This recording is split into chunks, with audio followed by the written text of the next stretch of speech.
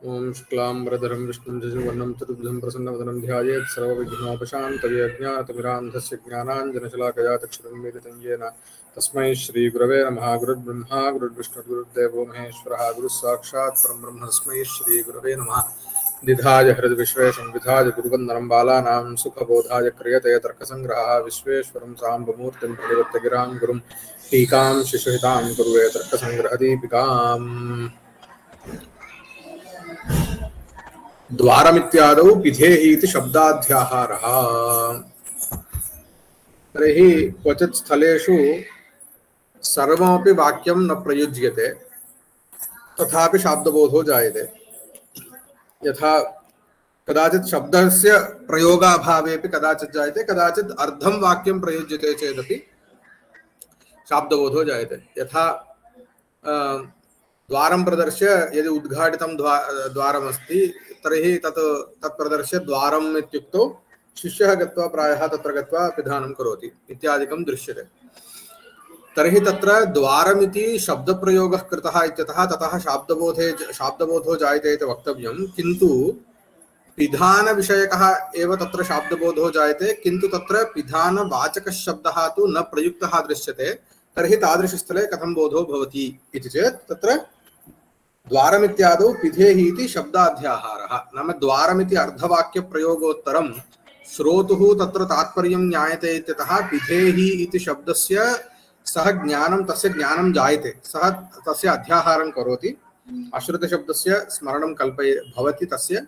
तदुत्तरमेव पदज्ञानमस्ति इत्यतः पदार्थोपस्थित्यादिना तत्र प्रधानपदार्थस्य शाब्दबोधे भानं सम्भवति इत्यतः पिधेहि इति शब्दाध्याहारः एव तत्र कर्तव्यः भवति इति सिद्धान्तः। तर्हि तत्र आशंका ननु अर्थज्ञानार्थत्वात् शब्दस्य अर्थम् अविज्ञाय शब्दाध्याहार असम्भवात् अर्थाध्याहारः एव युक्तः इति चेत् शब्दस्य किं प्रयोजनम् इति चेत् शब्दस्य अर्थज्ञानार्थत्वात् शब्दस्य प्रयोजनं किम्? अर्थज्ञानमेव शब्दस्य प्रयोजनम्। अर्थशब्दः प्रकृते प्रयोजनपरः, अर्थज्ञानप्रयोजनः भवति शब्दः। तर्हि अर्थम् अविज्ञाय तु अर्थम् अज्ञात्वा अर्थं बुद्ध्वा शब्दरचना इत्यपि अस्ति। नाम शब्दज्ञानम् शब्द प्रयोगः कर्तव्यश्चेत् पूर्वम् अर्थज्ञानम् अपेक्षते, अतः अर्थं बुद्ध्वा शब्दरचना। तर्हि अर्थम् अविज्ञाय शब्दाध्याहारः न सम्भवति।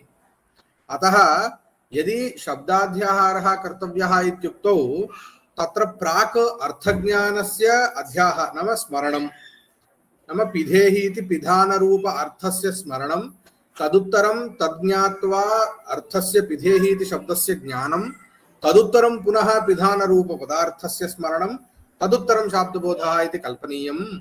एतदपेक्षया अर्थाध्याहारः एव भवतु, शब्दाध्याहारः मास्तु। किमर्थं? शब्दाध्याहारस्यापि प्रयोजनं किम्? अर्थज्ञानमेव। एवं शब्दज्ञानं पुनः अर्थज्ञानाधीनं जातं। तर्हि पुनः तत्र वृथा अर्थज्ञानं द्वेधा तत्र भासते इति मध्ये पुनः शब्दज्ञानं कल्पनीयमिति एकवारम् अधिकतया अर्थज्ञानं तदुत्तरं पुनः शब्दज्ञानम् इति गौरवम् अस्ति इत्यतः अर्थाध्याहारः एव भवतु, शब्दाध्याहारः नापेक्षते इति आशंकाया उच्यते। न पदविशेषजन्य पदार्थोपस्थितेः शाब्दज्ञाने हेतुत्वात्। तर्हि शाब्दबोधे कीदृश पदार्थः विषयः भवति इत्युक्तौ पदज्ञानजन्य पदार्थोपस्थितिः एव शाब्दबोधे कारणम्। न तु यथा कथंचित् उपस्थितः पदार्थः शाब्दबोधे भासते, तथा चेत् तर्हि घटादिपदाद् आकाशादि विषयक शाब्दबोधोऽपि स्यात् इत्यादिकम् उक्तमेव। अतः पदविशेषजन्य पदार्थोपस्थितिः इति वक्तव्यम्। तर्हि पदार्थोपस्थितो पदज्ञानजन्यत्वम् अवश्यं तत्र अपेक्षते। वृत्तिज्ञानसहकृत पदज्ञानजन्यः एव यः पदार्थः स एव शाब्दबोधे भासते इति वक्तव्यम्। तर्हि पदज्ञानस्य यदि कल्पनं न क्रियते तर्हि पदार्थस्य तस्य शाब्दबोधे भानं यदस्ति तत्र कार्यकारणभावः यः उपपादितः सः नैव स्यात् इत्यतः अन्यथा घटः कर्मत्वम् आनयनं कृतिः इत्यत्रापि शाब्दज्ञानप्रसङ्गात् किमुक्तम् अर्थज्ञानार्थत्वात् शब्दस्य इत्युक्तं शब्दस्य प्रयोजनम् अर्थज्ञानं तर्हि घटः कर्मत्वम् आनयनं कृतिः इत्यत्रापि इत्येतेभ्यः शब्देभ्यः अपि घटं करोति अथवा घटमानय इत्यत्र ये पदार्थाः उपस्थिताः भवन्ति ते सर्वेपि पदार्थाः घटः कर्मत्वम् आनयनं कृतिः इत्यस्मात् वाक्यादपि उपस्थिताः भवन्ति। यतः घटम् इत्यत्र अम्पदेन कर्मत्वस्य आनयति इत्यत्र तिप्पदेन कृतेश्च तत्र भानं भवति इति वक्तव्यम्। यदि कथंचिदपि वा पदार्थः उपस्थितः भवति चेत् शाब्दबोधो यदि स्यात् इति उच्यते तर्हि घटः कर्मत्वम् आनयनं कृतिः इत्यस्मादपि शाब्दबोधापत्तिः, किन्तु तत्र शाब्दबोधस्तु न जायते आकाङ्क्षादिरहितत्वात्। अतः पदविशेषजन्य इत्यनेनापि तत्र आकाङ्क्षादि विशिष्ट पदज्ञानजन्य पदार्थोपस्थितेः एव शाब्दज्ञानहेतुत्वम् इति वक्तव्यम् इत्यतः अन्ततो गत्वा द्वारमित्यादौ विधेहि इति शब्दाध्याहारः एव युक्तः इति उक्तम्। तदुत्तरं दीपिकायाम् उच्यते किं पंकजादिपदेषु योगरूढिः। वस्तुतः पदस्य चातुर्विध्यम् अग्रे उच्यते, यौगिकं रूढं योगरूढं यौगिकरूढं चेति इत्युच्यते। तत्र केचन शब्दाः योगरूढि शब्दाः इति कथ्यन्ते। योगः रूढिः, रूढिः नाम यत् समुदायशक्तिः रूढिः, अवयवशक्तिः योगः। अवयवशक्तिः नाम प्रकृतिप्रत्ययज्ञानात् अथवा प्रकृतिप्रत्ययानां च यः अर्थः तादृश अर्थः भवति यौगिकार्थः। एकस्य पदस्य अवयवाः भवन्ति प्रकृतिप्रत्ययाः, तर्हि तेभ्यः यः अर्थः भासते सः यौगिकार्थः इति उच्यते अथवा अवयवशक्यः इति उच्यते। अवयवः नाम प्रकृते पदस्य अवयवाः प्रकृतिप्रत्ययरूपाः। समुदायशक्तिः रूढिः।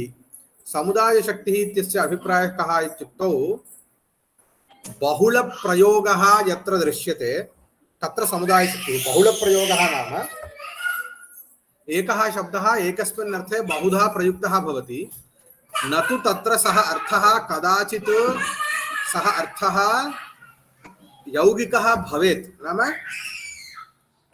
तस्य शब्दस्य ये प्रकृतिप्रत्ययाः सन्ति तेषां ये अर्थाः तस्मिन्नेव अर्थे रूढिरपि स्यात्, कदाचित् भिन्नतयापि स्यात्। यथा घटः इत्यस्ति, घटशब्दस्य घटः कलशः इत्युच्यते, किन्तु घट इति शब्दः यस्मात् धातुतः निष्पन्नः तस्मिन्नेव अर्थे प्रयुज्यते इति न।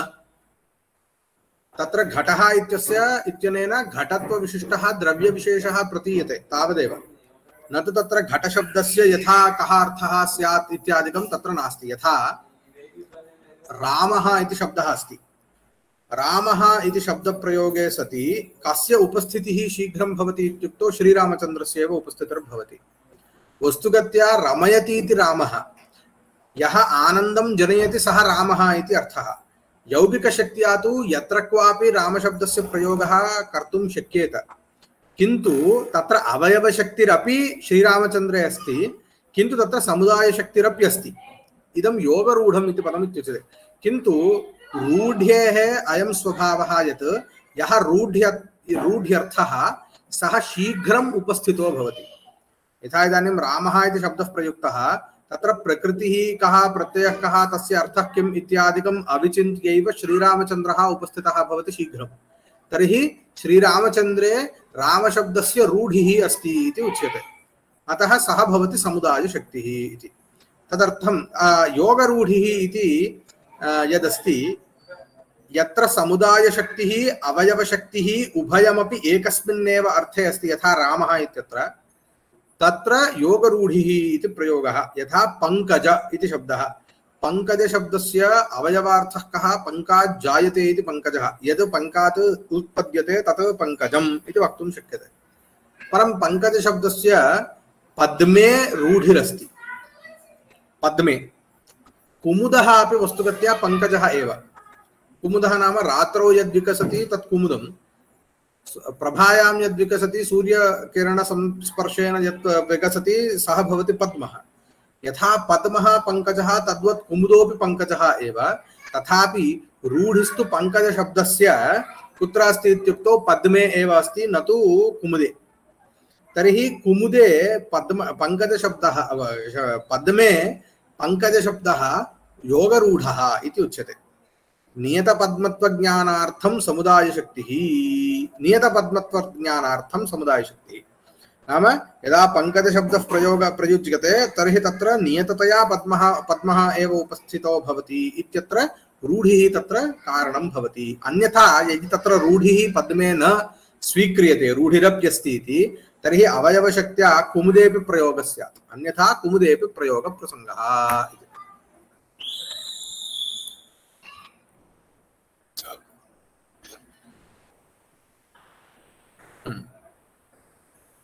अन्वयस्य वाक्यार्थतया भान संभवात् अन्वयांशेऽपि शक्तिर्न कल्पनीयेति गौतमीयाः। इदानीम् अत्र किमुच्यते? शाब्दबोधः इत्यस्य अर्थः कः इत्युक्तौ शब्दाद्यः यद् ज्ञानं जायते सः भवति शाब्दबोधः। शब्दादित्यस्य शब्दज्ञानादिति। किन्तु वस्तुगत्या तत्र यः पदार्थानाम् उपस्थितानां पदार्थानां मध्ये यः सम्बन्धः तस्य वाचकः शब्दः नास्ति चेदपि सः संसर्गः शाब्दबोधे विषयो भवति। यथा भूतले घटोऽस्ति इत्युच्यते चेत् भूतलनिष्ठ आधेयतानिरूपित अधिकरणतानिरूपित आधेयताश्रयः घटः इति शाब्दबोधो जायते। तत्र भूतलनिरूपितम् आधेयत्वं नाम भूतले इत्यत्र सप्तम्याः आधेयत्वम् अर्थः इत्युच्यते। आधेयत्वे भूतलपदार्थस्य निरूपितत्वसम्बन्धेन अन्वयः, आधेयत्वस्य आश्रयतासम्बन्धेन घटपदार्थे अन्वयः इति उच्यते। तर्हि इदं यत् निरूपितत्वं घटपदार्थ भूतलपदार्थस्य एवं आधेयत्वपदार्थस्य च यः निरूपितत्वम् इति संसर्गः, आधेयत्वस्य एवं घटस्य च यः संसर्गः आश्रयत्वमिति, द्वयोः अपि वाचकः शब्दः भूतले घटः इत्यत्र नास्ति। भूतले इत्यत्र केवलं भूतलवाचकः आधेयत्ववाचकः घटवाचकः एव शब्दः अस्ति, न तु निरूपितत्व आश्रयत्ववाचकः शब्दः तत्र अस्ति। तर्हि तेषां कथं वा शाब्दबोधे भानं सम्भवति? यतः पदज्ञानजन्यपदार्थोपस्थितस्य पदार्थोपस्थितौ विषयीभूतस्यैव शाब्दबोधे भानम् इत्येतावता उक्तं। तर्हि अन्वयांशः यः, अन्वयः नाम किम्? अन्वयः नाम संसर्गः। संसर्गांशस्य कथं भानम् इति चेत् उच्यते शाब्दबोधे अपूर्वतया किं भाति? अपूर्वतया नाम किं? पदज्ञानात् पदार्थोपस्थितिर्भवति। पदार्थोपस्थितौ यः अविषयः शाब्दबोधे च कः अपूर्वतया विषयः? यतः पदेन तु उपस्थापिताः ये अर्थाः ते तु पदार्थोपस्थितौ एव विषयाः भवन्ति। तेषां पुनः शाब्दबोधे भानमित्यनेन शाब्दबोधे किं वैशिष्ट्यं, किम् अधिकं तत्र शाब्दबोधे भासते इति चेत् सः पदार्थः संसर्गः एव इति वक्तव्यं। भूतले घटः इत्यत्रापि भूतल आधेयत्व घटपदार्थानां पदेभ्यः एव पदार्थोपस्थितौ ते विषयाः भवन्ति। ते एव पुनः शाब्दबोधे विषयाः इत्युक्तौ तर्हि वस्तुगत्या तेषां भानं तु पदेनैव सम्भवति पदार्थोपस्थितौ। तर्हि पदार्थोपस्थितेः शाब्दबोधस्य च कः भेदः इत्युक्तौ अन्वयः एव यः अस्ति, संसर्गः यः अस्ति पदार्थानां मध्ये यः संसर्गः सः एव तत्र अपूर्वतया विशिष्टतया भासते। अतः अन्वयो हि शाब्दबोधः इति किञ्चित् उच्यते। शाब्दबोधः नाम कः? अन्वयः एव। पदार्थानां मध्ये यः परस्परं सम्बन्धः संसर्गः वा सः एव शाब्दबोधः। तदेव उच्यते अन्वयस्य वाक्यार्थतया। वाक्यार्थः नाम शाब्दबोधः।